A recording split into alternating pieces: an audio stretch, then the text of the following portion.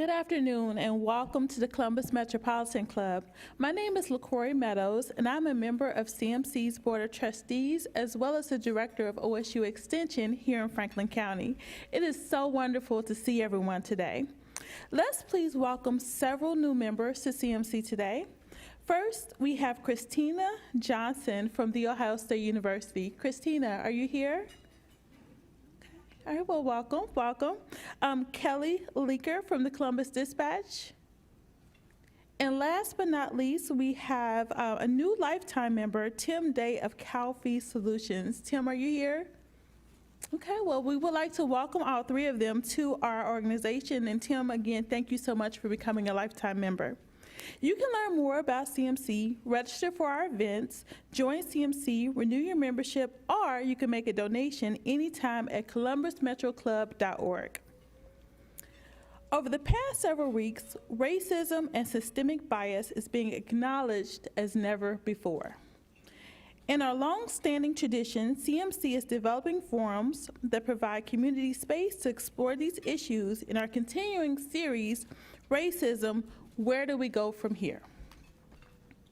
We have live streamed, thanks to our live stream partners, WOSU Public Media, the Columbus Dispatch, WBNS 10 TV, as well as PNC. We also like to thank those who have purchased virtual seats for today's forum. We are very grateful for the support and are able to continue live streaming services in large part because of you. So again, thank you so much for that.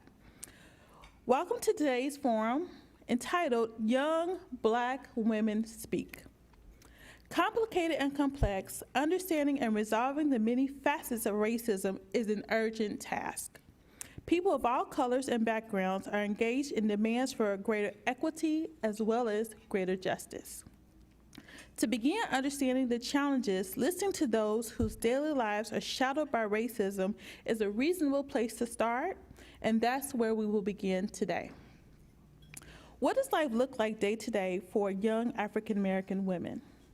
We are pleased to welcome three exemplary young leaders for a glimpse. So please join me in welcoming student at the Columbus Academy, Olivia Pierre-Louise.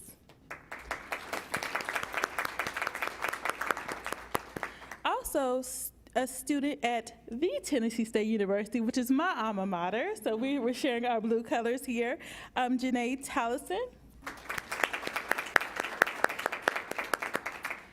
And our host, an America Vista and Public Information Officer for the City of Columbus Department of Neighborhoods and My Brother's Keeper Village Program, Brooke Rayford. Brooke, the stage is yours. Thank you. Welcome, everyone. I am so excited to be here, and I hope you all are comfortable and excited about the conversation. I'm fairly new to Columbus, so it's an honor to be here and welcomed by the community and sitting here next to these lovely ladies. But we're gonna get right into the conversation and get started. So, ladies, we're in the midst of a pandemic. School has come to an end, and we're hit with yet another occurrence of police brutality. Just tell me, what's your temperature? How are you feeling right now?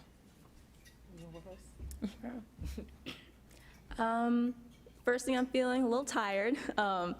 It's a lot to deal with being concerned about getting sick as well as getting through school, and then the added weight of just knowing racism is alive and well.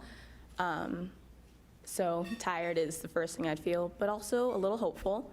Not a little, pretty hopeful, because I'm seeing a lot more progress being made. So that's where I'm at. Okay.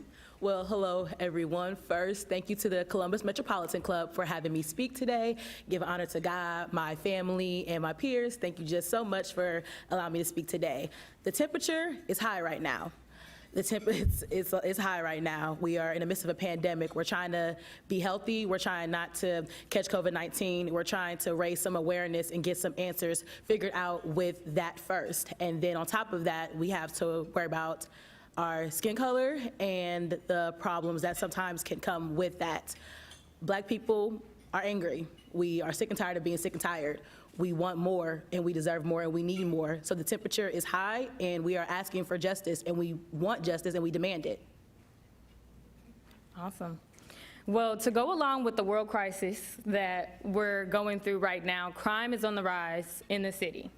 I mean, it is a trend to see crime or violent crimes increase in the community. I mean, school's out, more social gatherings are happening, but this summer, we all know, we've never seen anything like this before, at least in my generation and yours. So another hot topic that's been discussed is defunding police. So I have to ask you, with recent crimes increasing with definitely young adults and youth, do you think that defunding police is a good idea? I wouldn't say we need to so much defund the police, but I think we need to hold the police more accountable for their actions.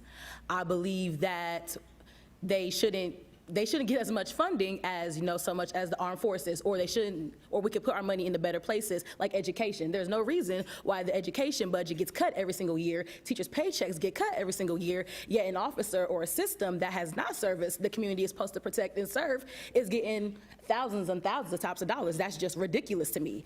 And then I know you guys have probably seen the commercials where it's saying, if you have a robbery or if there's a rape, please leave a message and we will get back to you in 5 days. Like, we're not saying defund the police so much to not protect us, because we do need protection when there are crimes in our neighborhoods. We need that protection, but we need to allocate money towards stuff that's going to enhance the community, and that could also hopefully lower the crime rate in that as well. If we put more funding into education, we have more after-school programs. We can have more teachers being there for latchkey. There are just so many other ways that we can use the money, and we're not trying to say defund the police in the way of get rid of them because they're all bad, but we need to allocate money properly, and we also need to realize that if the money gets taken away from their budget, they probably will learn how to act right. Because if you take somebody's money from them, they'll probably say, oh, I don't want my paycheck getting cut. Maybe I won't kill as many kids today. Just a thought. I agree. I think there should be more money and more public services, but I also think that we don't have to defund the police. We should reimagine what they're doing in the first place. In all of this happening, I recently learned that the police are not obligated to protect you. You can call them and they can choose not to show up. They can show up and they can choose not to help, which defeats the purpose of policing in general. I think the police should be reimagined to have separate jobs, because you call the police for a myriad of reasons. Right. There's so many things that they have to do. So I think that their job should be split up within the police force, and it could be an umbrella term for all these public servants that can handle situations as they come along. You call the police for a bank robbery and you call them for a noise complaint. Have somebody who can de-escalate the situation, and that person's not the same person who's handling a hostile situation. So I don't think we need to defund the police. Well, kind of. But I think it's more important to reimagine and rebuild the police. Absolutely. Great points, ladies. Well, all Black lives matter. All lives lost to police brutality, Black man, Black woman. But I want to speak specifically today to Breonna Taylor, because we do have young ladies up here today. It almost felt as if her event wasn't highlighted heavy until the death of George Floyd. That's how I feel personally. I don't know how you all feel, but do you believe that minority female victims of police brutality are overshadowed? Yes. You go first. I do, absolutely. I think we focus a lot on the issue that Black men are in danger, which they absolutely are. But I think that overshadows the fact that Black women are also in danger. We have to try twice as hard to get our names shouted. During the protests, I went to a couple of the first ones, and it was all George Floyd, Ahmaud Arbery, but it wasn't until maybe 2 weeks later that they started shouting Breonna Taylor's name. Mm-hmm. So we get lost in the yelling a lot. Absolutely, and I think even just historically, women have not been heard. Even in the civil rights movement, we sat back and we let the men mainly fight, and we let them have their rights heard first and let their rights come first before our own. So historically, Black women have always put themselves last because we've always put the Black man first. And while, of course, the Black man has faced a lot, I think Black women also need to have a voice as well. I didn't even hear about the Breonna Taylor situation, like Olivia said, until 2 weeks after George Floyd. And I also do believe that there was more done for George Floyd and not as much for Breonna Taylor, and we need justice for her. And it just kind of shows almost, it's kind of like a slap in the face because we go so hard for our black men, but sometimes I feel like they don't go as hard for us. And as a whole, the media doesn't go as hard for black women like they should. So I definitely believe it's a problem that needs to be addressed, needs to be resolved. And as women, we need to also stick together and scream for our voices to be heard as well. Because there are even some women that are screaming for George Floyd and not as much for Breonna Taylor. And they didn't do the same thing for Sandra Bland as well. So historically, it's been a problem that even we as women will support men instead of us. So I think we just need to handle that first and then just keep supporting each other and let our voices be heard when it comes to this. I agree. I did my research, and I'm not sure if you all have heard of the hashtag Say Her Name movement, but I actually looked into that a couple of days ago, and there was a list of women that have suffered or lost their lives due to police brutality, and I had never heard their names. Yes. So again, this is a part of us educating ourselves and, of course, educating our peers. But looking at Breonna Taylor's incident, we saw that Louisville has banned no-knock warrants through that event. So we see the steps that they're taking to move forward, in which obviously so many communities need to continue to move steps, and it's a national issue that we're facing right now. But what do you all believe that needs to happen in the Columbus community? Are there any specific policies or reforms that need to happen right here in Columbus? Okay. Well, I definitely believe education is power. I definitely believe we educate ourselves on what's going on, then that can enhance how we feel about things, how we can move about certain things. Also, I believe that there needs to be policy in place to help limit the issues that happen with racism as a whole. I think last week, when I think his name was Andrew, he spoke here as well. He mentioned He mentioned having whenever we have investigations, have a third party come in and do the investigation instead of the police, because we have the police investigating the police. If my brother kills a person, I'm the lead detective on the case. What you think I'm going to do? I'm going to fight for my brother that I get arrested. So we need to have a third party to come in to investigate these crimes. And also, we should probably get to know more of our politicians and know more of our state officials and know where they stand on certain agendas. Where do you stand on the Black Lives Matter movement? Where do you stand on the police? Where do you stand on minority education? Like, where do you stand on these things? And then if we have these candid conversations, we can then put some type of form and some type of policy in place. And then also, once we hear about a vote or what's the thing called? Like a law, for lack of a better word, being put out there, we need to educate ourselves on what does that mean for everybody. We need to educate ourselves on like how this law can affect us, good and bad. So definitely education, and then getting to know some of your state officials to know what policies they believed in, and being an active part in getting good policy that can affect your neighborhood. I agree. I want to see more transparency with politicians, with our local law enforcement. I want to be able to see a police officer and not think, okay, here comes an oppressive force. Here's somebody in my community who's here to help. So some sort of, I don't know, a connection between the community and those in power. And like specifically with the police force, I would like to see nonviolent de-escalation. As I said, I went to some of the first protests, and the first one I went to, my sister and I got tear gassed, and it wasn't violent at all at that point. But that was kind of the first resort. We were kind of wrangled into in a place, and they threw it, and that did not help the situation. So I want to see de-escalation that doesn't make the people angrier. Especially in like low-income neighborhoods. Like, I stay in Linden, so I don't know any police officer that stays in my neighborhood, and yet they're coming down, up and down the street every single day. And then they come with so much aggression, so much force, and like they already have a weird image in their mind of who I am already because of where I live. So we need more police officers that live in these communities, so that way if I see a police officer coming down my street, I'm not gonna think they're gonna attack me. I'm not gonna think that they think I'm some random statistic. They probably know me personally. I've seen them walk to the store. I've seen them around the neighborhood, so I know they're not a threat to me. But if it's some random guy that's coming down Hudson in a badge, I'm already on guard. Now I'm already thinking, oh, something finna happen. Let me hurry up and get home. Let me not have a hoodie on. Let me smile so that way I don't look mean or aggressive. So definitely having more police officers live in the areas that they are patrolling, so that way there can be some transparency and there can be some form of relationship and some form of trust with the people that they are policing or trying to protect. Good points, good points. Olivia, to go back to protesting, I know I've been following a lot of people on social media, and some don't feel comfortable going out in the streets, of course, because we're dealing with COVID right now. But then others are taking the risk because, again, this is a bigger fight right now. But what are other ways to participate and to give back? What are other ways to be an ally towards equality?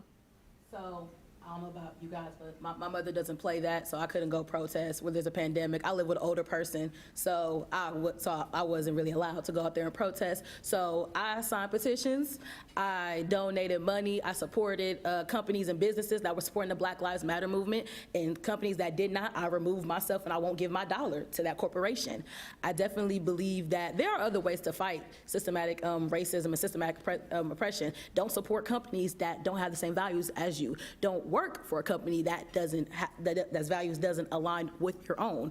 And me, I personally support Black businesses always. I shop Black, I eat Black, all those type of things. And you can honestly, educating yourself will probably be the best thing for you to do if you can't go out there and fight, because I understand maybe you're scared, you know, maybe there's just other factors to why you can't do that, but you can always still be an ally, you can always still support, and you don't have to go out there and fight.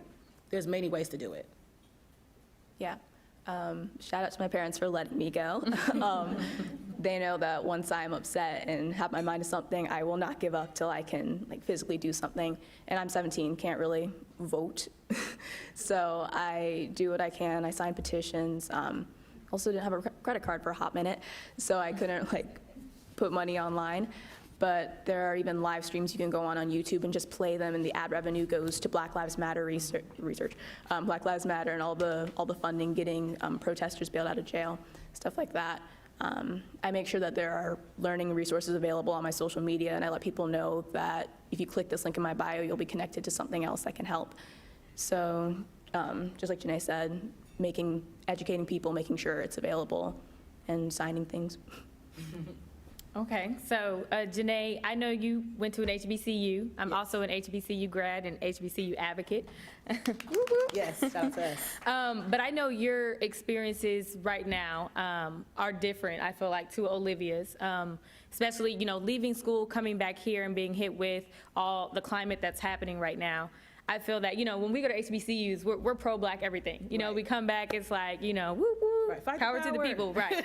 And I know, Olivia, you go to a majority white high school. So I guess my question is, has your environment or experiences affected your response to what's happening? I know, Olivia, you may have Caucasian friends. And so has that maybe pushed you to do more to make sure that they see what you're doing? Or is it just, I'm Black, so that's what I'm gonna do?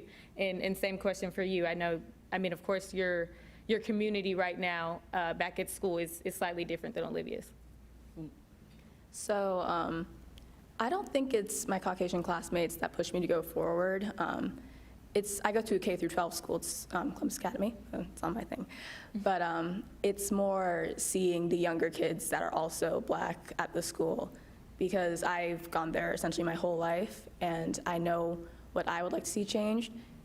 And once I said what I wanted to see change, the school 100% was like, yeah, we're behind you now. We see the social climate. We recognize where we need to get better. So tell us what we need to do to get better. And I've been doing a lot of work with our ethics class, our history department, and wherever else I honestly ask where we need improvement. It's been different in the sense that more classmates are being vocal about their opinions, whether or not I agree with them, but I don't think they really affect me all that much anymore. I don't have time to focus on that. So personally, for me, I would say I definitely feel supported by my classmates and my university. Shout out to Tennessee State University, the illustrious. I definitely feel supported because I think we all have an understanding that we are under attack.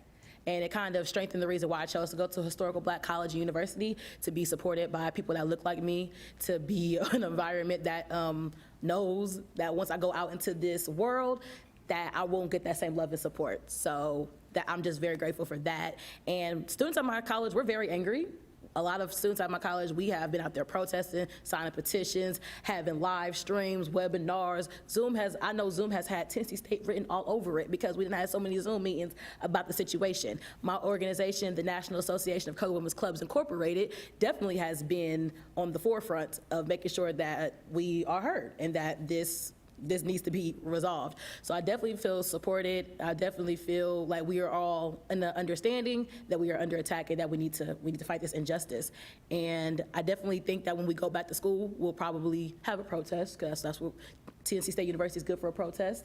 And then back in the day, we also participated in sit-ins. Fisk did, but the Nashville community participated in that as a whole. And I definitely feel like Nashville as a whole is definitely understanding what's going on, and they're supporting the university as well. So my experience is different simply because we all agree on this, but I think we all know that a change needs to happen, and that something's gonna happen one way or another. Okay. So in order for our nation to be progressive, we have to educate not only ourselves, but those that may be blind to systemic racism. In some ways, through our own experiences. And again, you all have different experiences. So share some of those personal situations where you may have dealt with discrimination, racial discrimination. Okay, so I remember one day, me and my brother, we were out doing something. We were out doing something, and we went into a store that had washing machines, dryers, microwaves, like an appliance store pretty much. We were trying to kill time before we had an appointment. So we went in there, we were just walking around, and of course they asked us, oh, hey, do you guys need anything? Some of you looking for? We're like, no, we're just kind of looking around, but if we need anything, we'll let you know. So they're like, okay, fine. So they sit in their corner over there in the corner doing whatever, and we're just looking around at the washing machines, dryers, and refrigerators. And then came up to us again, probably like 5 minutes later. Hey, so do you need anything? Are you, do you need any help? No, sir, I'm good. Thank you so much for asking me. I'm fine, thank you. Another like 5-7 minutes later, they came up again. You fine? Do you need anything? I'm great, sir. Thank you. I'm fine. 5 minutes later, they came again asking, are you good? Do you need anything? Is there anything I can help you look for? Sir, no, I don't need anything. I'm fine. If I need anything, I will let you know. Then they left me alone. I'm like, it's me and my brother. I'm 20, he's 19. We ain't doing nothing, but we are waiting for our appointment to start, so we're here trying to kill time. Why are you coming to me asking me, do I need help? I told you, well, no the first time, no the second time, no the third time. Now I have to get aggressive with you for you to understand that I don't need your help.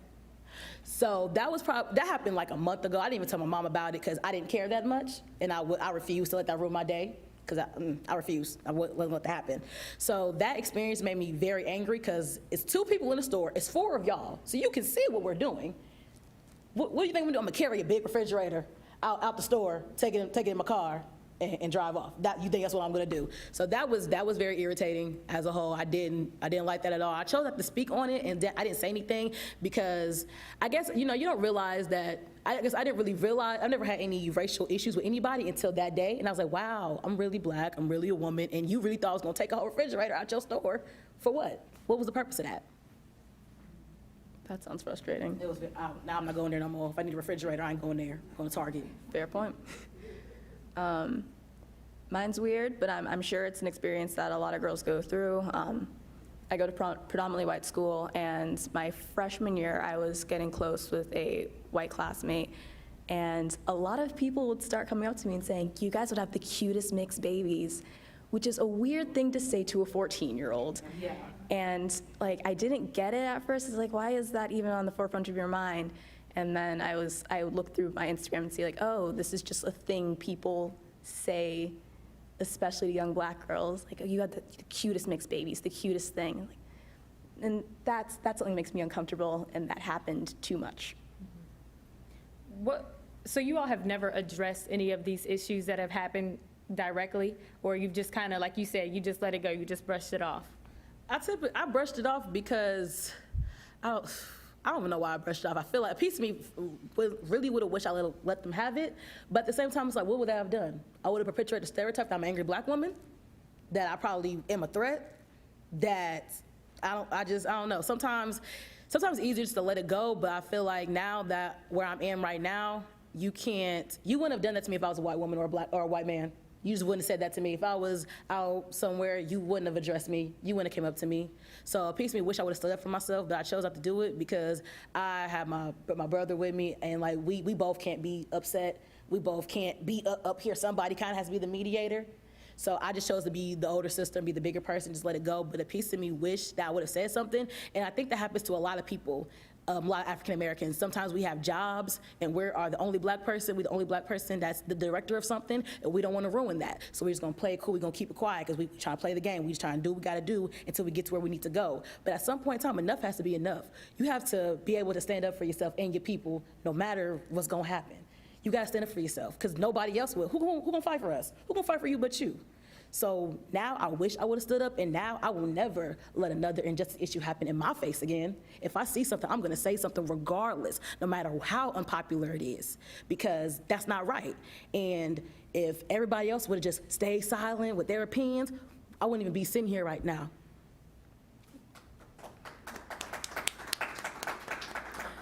So speaking on stereotypes, that was actually my next question. I know last month when we spoke with the young men, or when the young men were up here, a lot of the questions surrounded around how black men were depicted in the media and in the community and by individuals.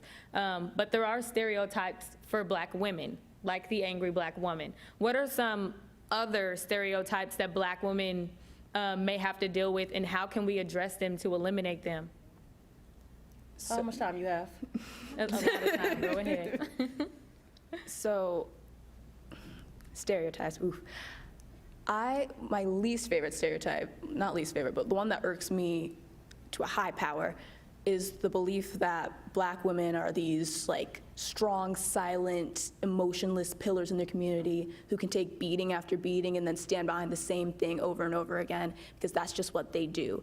That is such a damaging narrative because that depicts black women as people who don't have emotions, who can take anything you throw at them. And don't get me wrong, we are resilient, we are strong, but I am still a person. With feelings. With feelings. I am so sensitive. I love the Disney movie Coco. And it's stuff like that you don't see. You can see this is a lawyer and she's so strong, she's so intelligent, and nothing ever gets to her. But we're people, we cry, and while making us super strong is great to see, it takes away a very human element of the black woman. I definitely agree with that. I definitely feel like some people think that we don't hurt. My mom has a phrase said, yeah, I'm a mom, but I'm a person too. And my identity doesn't change just because I have a certain role, if that makes sense. So just to piggyback off of that, like they think that a lot of people just think, well, you can take anything that can be thrown at us. And I am really sensitive, despite the very confident person I am very sensitive. So you can't just say anything to me. Like I may not let you know that I'm crying. I'll probably let you have it first, but then I'm gonna go home and be really upset that you said that to me because I still have feelings. I'm still a person too. And then just I think I don't like the narrative that when we are being forceful, not so much forceful, when we are standing in our truth and standing up for ourselves, we're aggressive, we're the sassy black woman, and we're just this other image that's annoying because if it was a man, they're aggressive, they are assertive, they stand up for themselves, they're so powerful, they're so confident. When a black woman does it, we're aggressive, we're wrong, we're extra, and now you're considering giving the position to somebody else because I wasn't qualified. That just doesn't make any sense to me. So I think those stereotypes kind of just bother me a lot. And I think just the idea that we as African Americans, especially black women, have to work 4 times, I say 2 times, 4 times as harder than our counterparts just to get the same thing, the same pay, the same position, literally just to be equal. We're working 4 times as hard when our other counterparts are just being regular, being themselves, and they're up here. There's no balance, which is annoying. And I want to speak on the word sassy.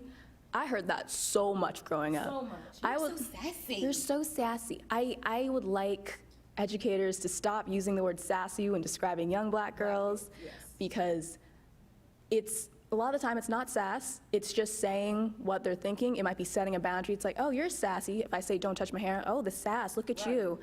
It's not sass, it's me saying what I'm thinking. And sass is not a compliment. It's not something to be revered for. It's disrespect. don't call me sassy. Right. I don't like It's that word. annoying. All right, well, we will be moving to questions from the audience, so I hope you all have some things brewing in your mind that you want to ask these two ladies, and we'll also be getting some questions from those that are live streaming. So again, just get those in your head, and we will come back to those in just a few minutes. But again, the main question here today is, where do we go from here dealing with racism? We're going through a lot right now. We got 2 pandemics that we're dealing with. That's really all that's in the news every day when you turn on your TV. So if each of you can just kind of wrap up in your best way, where we go from here, what are your steps? What are your suggestions to those in the audience, to your friends at school, and to your community? What are the next steps moving forward? I would say the next step for us, we gotta keep fighting. We gotta keep pushing. Injustice and problems are no issue to Black people. They're no issue to the African-American race. We have been faced with adversity since 1619. This is nothing new. It's just been reformed and rebirthed into something else. And while it is hard, we have no choice but to be resilient. We have no choice but to lean on the power of God or whatever higher power you have for yourself. We have to remain educated, steadfast, and we just gotta make it happen for ourselves. If you can't fight, write a petition, donate money. There are so many other ways to be an ally in this pandemic and this issue. And it's just a matter of us fighting, us pushing forward. It's hard, but you have to realize that one day enough's gonna be enough. I think hopefully this will be the generation to end it all for once. It started with our grandparents, started with our parents. Now it's up to us to end the cycle. It has to end. Amen. My next steps are within my community, at school, but next steps for other people, educate yourselves. Take the time to go online, Google is free, and just find resources to educate yourself and other people, especially if you're someone who teaches Black children, if you're not even just Black children, if you teach, if you're a counselor, if you interact with other people, take time to educate yourself, figure out what your biases are, figure out how that affects you and other people so you can be aware of it, and then keep fighting, because nothing will happen if you believe this is just a trend. It's not a trend. It's not a trend, it's our lives. Yeah, Blackout Tuesday was not enough. Keep moving forward, keep fighting. Those are my next steps. And joining organizations that align with views as your own. Yes. Like I'm part of the National Association of Colored Women's Clubs Incorporated. As you can tell, that just sounds like something Black, right? So definitely joining organizations that align with your values and that believe what you believe and that will fight your fight, because we're all one. That's important as well too. Mm-hmm. Awesome. Well, I'm just going to add a little tidbit, my personal opinion. I have been speaking with my white friends about their personal experiences, because while we can read books, we can Google things, we also have to hear personal experiences, and we can't be afraid to be uncomfortable. I have white friends that are afraid to come to me and ask questions about what's happening because they think that they're gonna offend me. But if I'm not open to hearing the questions that they have to help make them a better person, we're never gonna get anywhere. So I'm talking to my Black sisters and my Black brothers. We have to be comfortable with being uncomfortable with having those conversations with our white peers. Exactly. So again, we can fight the power all day, but we have to fight the power with everybody, equality. So that's just my opinion. But it is CMC's tradition to take audience questions. Jane Scott, CMC's president, is curating questions from the live stream audience. If you are here in the audience, you can line up over there and get your questions ready. And I'll give it over to you, Jane. Wonderful, thank you. Good job, ladies. Thank you. I have several questions, some of which you've already addressed, so I may tweak them just a little bit, so I apologize to the folks who asked them. Cheryl Catledge from Copycat, you've already expressed, are you familiar with the New York Times 1619 Project? And maybe you could share with the audience what that is, just in case somebody isn't familiar with it. And then the rest of her question is, do you see application in your, do you see this as application in your anti-racism efforts? So what is it, and how does it apply to right now? I'm trying to think. Oh, because we learned about the 1619 Project in my freshman year of college. I really wish I would have paid attention to class now. From what I remember, the 1619 Project was basically, what what was I trying to figure out? I forgot, I'm not even gonna speak on that. But it definitely aligns, I can talk about the anti-racism efforts, because definitely in college, you know, you're kind of, I wouldn't say you're coddled, but at HBCU, you are mainly supported by your peers with everything. And I remember we had to read different documents on how our white counterparts felt about African Americans back in those days. So how we were seen as barbaric, and how they did use different tactics to try to control us. So I would say reading those documents have helped me realize the psychology that goes behind slavery and the psychology that goes behind racism, and it's made me aware of kind of what not to do, what not to say, and what tricks not to kind of fall for when it comes to dealing with racism and dealing with systematic oppression as a whole. I'm not familiar with the 1619 project, so the class now, because I won't comment on it. Hello, my name is Renee Delane, and my business is Women Who Dare, and you all do. You've answered a lot of questions already. My question was going to be how can white women do more to support our sisters, to elevate your messages, and to support you? But I think you've answered that. If you want to add more to it, you can. But what do you wish as a child, just starting off school, you would have gotten from your teacher or teachers that made you feel like, I see you? Ooh. Representation. My parents did a great job in providing me with books where I saw myself growing up, especially because I still go to PWI, and those weren't very available when I was growing up. So books that show children of color, those warm my heart to see today. We had swimming unit, some assistance to the little black girl whose hair is puffed up because she went in the water. And just for women in general, believing each other, that's a big thing. It's a thing in the medical community, but in life in general as well, that people don't believe black women when they say something because we're over dramatic or we're over exaggerating. And I think one of the biggest things that supports me with my white friends in general is when they believe what I'm telling them. Yeah. I'm going to answer this in two parts. I think, first, white people should understand their power. I think that white people really don't have these types of issues with racism. You can probably walk down the street and you don't think twice about anybody stopping you. You don't have to worry about if you don't smile, will you look aggressive? So I think and also, I don't know if there's a video I saw on Twitter where when they were protesting, the white people stood in front of them and blocked them. Like this, the police wouldn't get to them, and the police did nothing. The police didn't throw rubber bullets at them. They didn't throw any smoke bombs. Nothing happened. So I think if we had more white people that stood up and said this is wrong, or just being like a block for that, we wouldn't have these issues whatsoever, because they're not gonna hurt their own.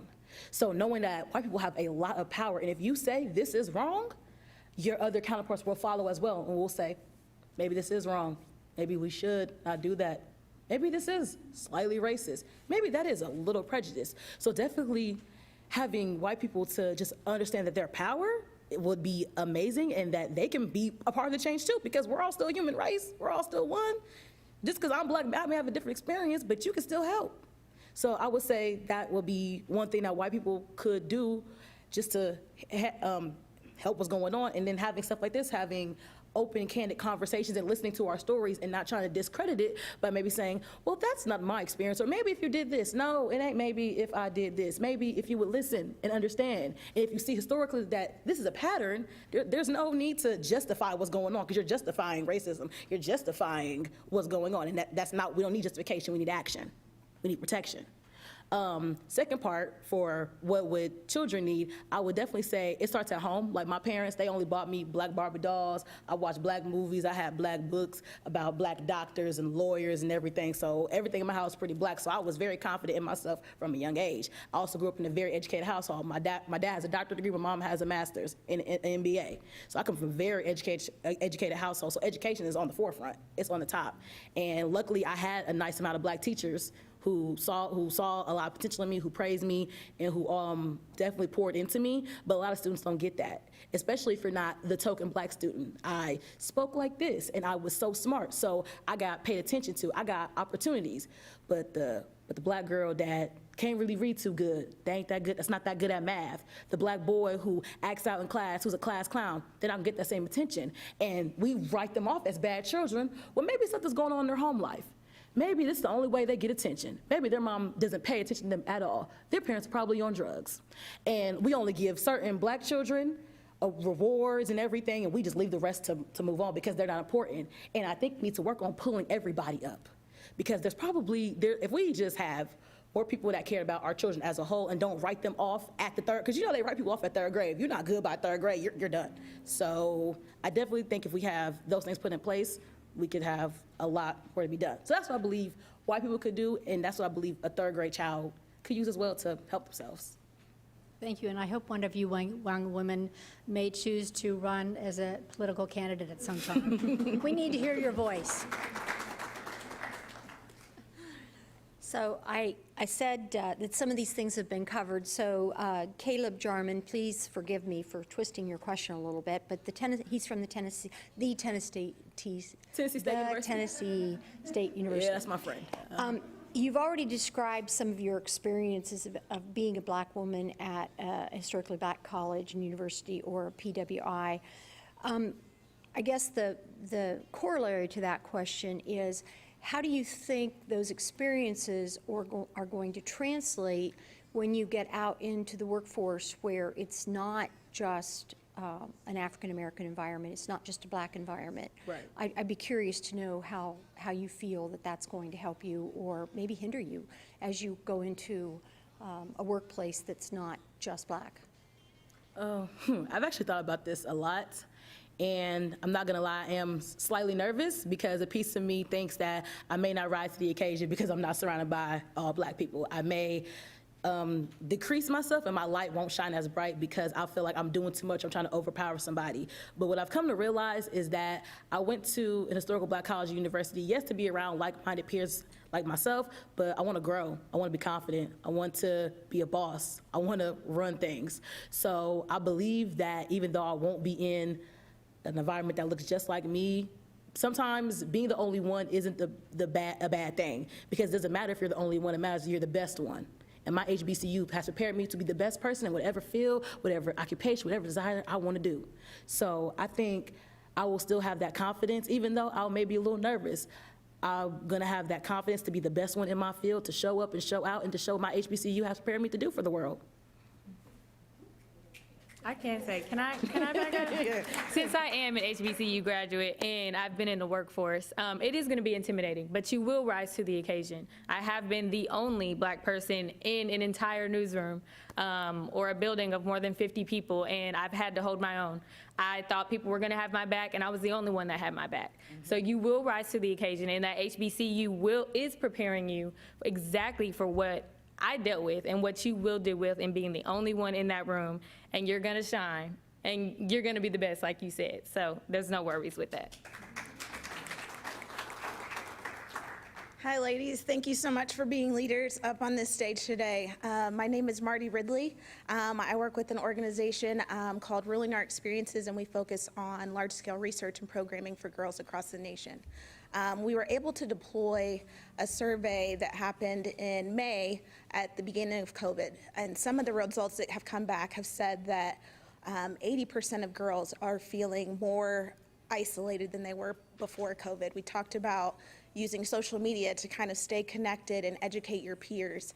Our study also has found that 1/3 of girls are reporting using social media 6 or more hours a day. I'm also a mom to a 12-year-old girl who's not here right now but is watching at home. So when you think about your younger selves and the next generation of young leaders that look just like you, what are some pieces of advice that you have for them to stay motivated and engaged and to do some self-care, because this work is really hard? So for self-care, I like to knit. I like to do crafts, but if there's something I wish somebody would have told me when I was younger, and I never vocalized this thought, but it was something that was always prevalent in my head, especially not really seeing the older black girls at my school or in general, was there's no supposed to X. I don't have to look at anyone and say, you're supposed to look like this now, why didn't you look like this? So if any young black girls are on Instagram and seeing just gorgeous models saying, why don't I look like that? Don't worry about it. You look the way you're supposed to look at your point in time. And find things that make you happy and that are safe, healthy, and make you happy. It doesn't matter if it's nerdy, it doesn't matter if it's embarrassing. You're not supposed to like one thing because you're black. You're not supposed to do one thing because you're a girl. If it brings you joy, go for it. Don't be embarrassed. Like, some people say black people can't like, I don't know, anime. Sure. It doesn't matter. They need to know. But yeah, do what you like and embrace it wholeheartedly for self-care. I would say for me, I went to the all-girls school when I was younger, when I was in middle school, and I remember we had to say the pledge every single day, and one part I remember is being a tenacious, outstanding, and purposeful leader. So I learned that, I said that every single day for 3 years, never really knew what it meant until I had an epiphany one random day, and to be purposeful in everything that you do. And just being, I would say at the all-girls school, like, I was allowed to be myself. I was allowed to be the smart black girl, because we're all smart black girls. We're all very much alike. I loved to read when I was a kid. I was around people who loved to read. There's girls who loved to build robots. We had a STEM club. So being around like-minded individuals, I would definitely highly recommend that, because that's gonna show you who you are, because I can tell you your future by your 5 closest friends. If your 5 closest friends is doing well and they're doing just amazing for themselves, you will more than likely follow suit, because that's who you're around. So definitely, like she said, find something you like to do. I love to watch TV. I can watch TV all day. It's amazing. I love it. So I watch TV all day, and I do reviews on television, because that's what brings me happiness. I don't really read as much, but I would like to read. Reading a book is fun to you. Read a book. There are just so many things that you can do to kind of just be in tune with yourself. I definitely, think that's great. And then just putting yourself first. I think the younger me wish I would just put myself first and would just did whatever I want to do, because I was so scared what everybody had to say about me, and this isn't popular, and most black girls aren't smart, and I'm the only one. No, that's not the case. Just be yourself. Be you and do you, and don't let anybody else stop you. Thank you guys for being here today. My name is Chris Sewell. I am the program manager for My Brother's Keeper, City of Columbus Department of Neighborhoods. Earlier you talked about black women going hard for Ahmaud Arbery and Rashad Brooks and not feeling the same type of love for black women. My question is to you is we understand that black men are strong because we have the love and support from black women. So going forward, how can we as black men and young black men support black women so that they, one, feel loved, and 2, understand that we have their back during this time of pandemic and going forward? I believe the first thing as a whole that black men could do to support black women is to support all black women and not just the black women you like. So don't support your mama because she your mama, or your sisters, or your best friend. Support all black women, period, as a whole. Be an advocate for all black women, not just the ones that you find attractive. Don't just support Beyonce and Halle Berry and Viola Davis. Support everybody. We want a level playing field, because black women, we don't care how you look. We just know you're a black man, you need support, and that's it, and we got you. But black men do not have that same feeling for black women, unfortunately. It is very conditional for black men to support black women. So I believe that black men need to support all black women and not just the ones that they like.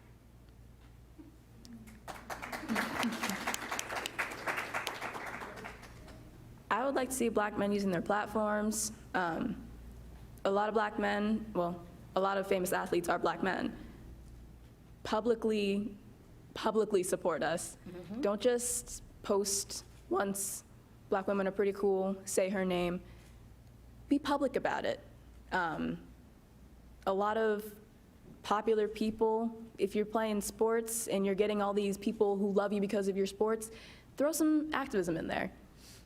You got a big crowd. If you have a platform, support us.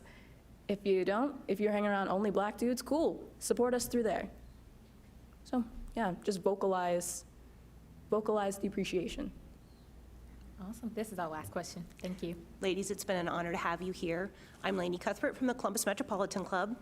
And my last question for you is, People are being motivated, they're passionate, especially folks in your generation, and I am so proud to see you're doing that.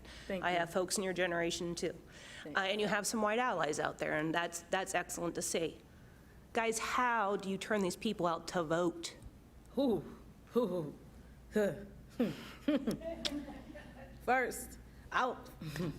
First of all, before I even start that, please vote. If you are 18 and above, there's no reason you shouldn't vote. On your 18th birthday, you need to go to wherever you gotta go to get registered to vote. You need to go register to vote. My mom got me registered to vote the day I turned 18. Here's your gift. Here's a voter registration form. Fill this out for me, please. So we definitely need to just push voting across the board, period, for everybody. Everybody should vote. Black, white, Asian, I don't care. You need to vote as a whole. And then before you get to vote, know your party. Are you going to be a Democrat, Republican, Independent? Learn about the party, learn the history of the party, learn what politicians are a part of that party, and do their values align with yours. And I don't know, because young people I think young people have this belief that because of the person that got elected in office that their vote doesn't matter, and that is not the case. Because people just thought, well, he's going to lose anyway, so I'm not going to vote. It's bad either way. We got the worst option, and now people are upset. So I think our generation hopefully is understanding that if we vote, stuff can change. You can't just do stuff in America without a vote. It's literally the reason why we are America, because we need to vote. So I think one way we can get our youth out there to vote is just, first of all, advocating in the household to let them know you need to vote. Preach voting to them at a young age so that when they're 18, there's no choice in their mind that they should vote. Because you've been taught that. The schools need to better do a good job as well in educating them about politics, about history, about the government, so that way when there comes time to vote, they have some education from the school if they're not getting it at home. There should be no reason why nobody is not educated on voting. And then colleges do a really good job of, hey, are you registered to vote? We go around, we pass out flyers. We're doing all this type of stuff to get people to vote. And our organizations need to also be accountable for working with people, working with the cities to get people to vote. So please vote if you are 18 and above. Get registered to vote and vote, because it's important. I can't vote. I won't be able to vote in the next election. But what I do think would be super helpful, provide transportation, provide people with ways to get to polls. If you have neighborhood kids who you know, or I guess new adults, who will be able to vote, get them down there, help them figure out how to vote. We have history classes. We should be using those to take maybe one class to go through policies and explaining how our current day systems work. But make it available. I went to a protest and they had voter registration on the side of the road. So if you were walking down the street, you could register to vote. So make it available, make it known that it's available, and provide people with the means to actually get to a polling place. Awesome. One word, wow. Wow. I hope that you all enjoyed today's forum and found it to be quite insightful. Ladies, I want to thank you so much for sharing your truth today. Our future is so much brighter simply because you live. So thank you so much for sharing that.